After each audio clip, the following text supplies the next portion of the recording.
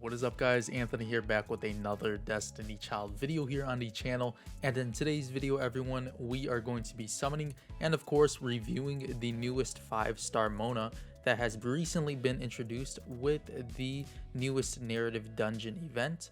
As you all could see, we do have the Dreaming Vacation narrative event here on screen.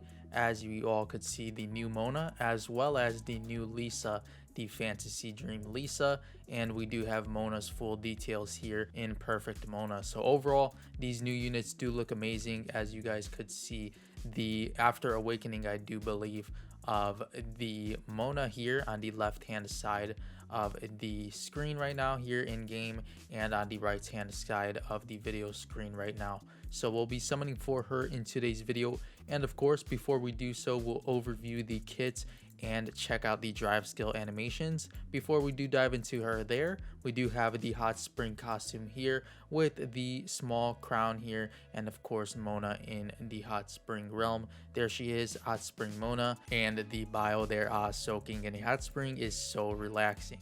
So there's the unit here on screen in her Before Awakening costume, and of course default live 2D animation does look very amazing. I do love the design they decided to go with for this Mona. Now we do have a new healer here yet again. We just did run through the Alpha banner in which she was a healer as well, so 2 healers consecutively here on Destiny Child Global. So we do have Perfect Mona, and diving into her kits here, we do have the tap skill Flowering Step. Of course, all rank 1 skills here. Heal 403 HP for 2 allies, lowest HP, and if the target is debuffed, grant barrier, absorbs 950 damage from all enemy attacks before HP is affected, cannot be applied at the same time as debuff barrier for 10 seconds long.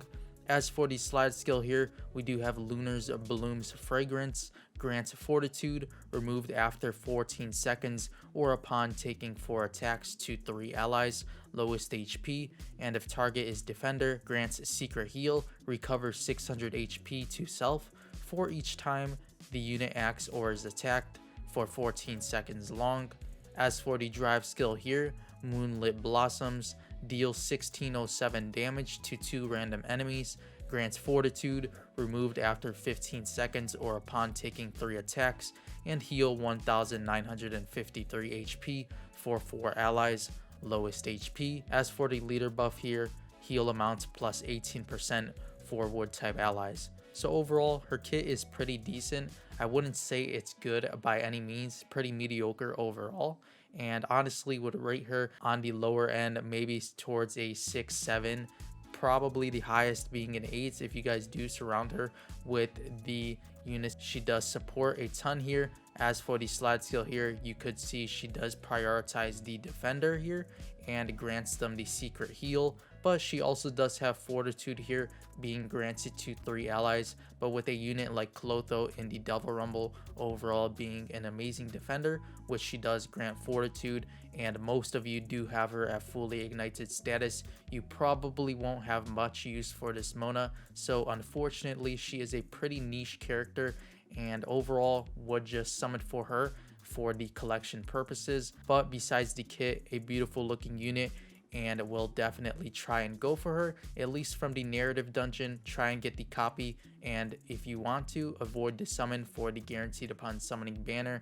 But if you may, then go ahead and summon for the additional narrative dungeon boost, or of course collecting would be my recommendation here. But there is the drive skill, as of course we checked it out here with the lantern. It does look very nice, and overall a very amazing looking unit. But the kit on the other hand isn't too amazing, but for collection purposes she does look pretty awesome. And we do actually have a costume here that you can obtain from the narrative dungeon missions here in the mission pass tab. Of course, if you guys do play through the narrative dungeon for a total of 220 times, we do have here the exquisite Mona costume here, so definitely try and obtain this one if you guys can. And if you guys don't want to run through the narrative dungeon 220 times, spending 30 stamina each, there is sort of a small hack here with the narrative dungeon. If you guys do fail the stage 220 times, you could just add a 1-star or 2-star unit here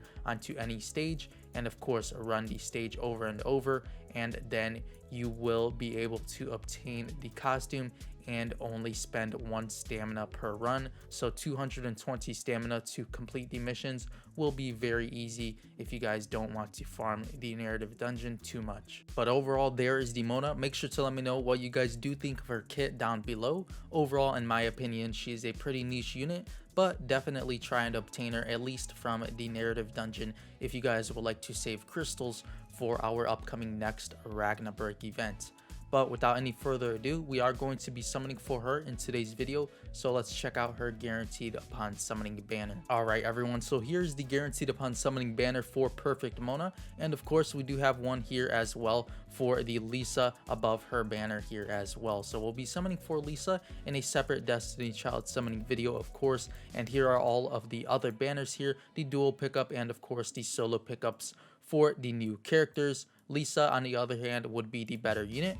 But yeah, we'll be summoning for her in a future video, so stay tuned for the Lisa summons here coming soon to the channel. But hopefully we do manage to pull this Perfect Mona early on. Like I was saying, she is a pretty niche character, but I would definitely like to obtain her at least for the narrative dungeon boost, and of course have a copy by my side for the costume, of course, in which you could just obtain from the narrative dungeon grids. But I decided to summon for her, and why not? Of course, we do summon for all of the units here on the channel. So let's see if we do get lucky here on the first multi-summon. We do have a 4 to 5, and thankfully it is the Perfect Mona in the first multi-summon. There she is on the screen. Of course, the newest wood type healer, Perfect Mona. Life is but a dream. What kind of dream is Mona having? So overall, a very nice bio there and an amazing looking unit.